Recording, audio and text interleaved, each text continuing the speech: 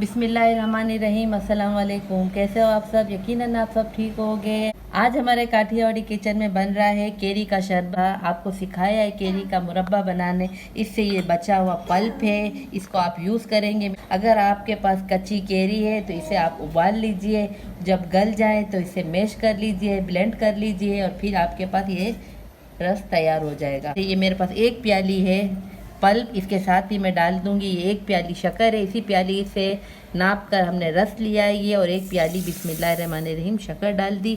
इसको चूल्हे पे रखेंगे पकने को।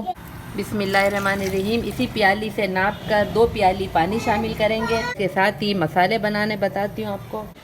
1 चाय का चम्मच सफ़ेद ज़ीरा है, इसको भून कर ले लिया है मैंने। 8 से 10 काली मिर्चें हैं, 1 चुटकी अजवाइन है और 1 चाय का चम्मच ये काला नमक है। इन तमाम चीज़ों को पीस लेंगे।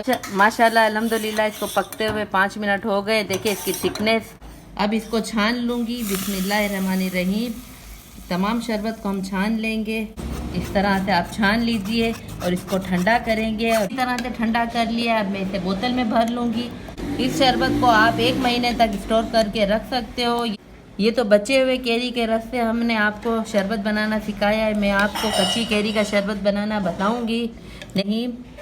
ये देखिए बर्फ़ डाल दिए गिलासों में, 2 चम्मच भर कर ये शरबत डाल दिया। या आपको जितना भी ज़रूरत हो, जितना आपको अच्छा लगे फ्लेवर के मुताबिक आप डालिएगा।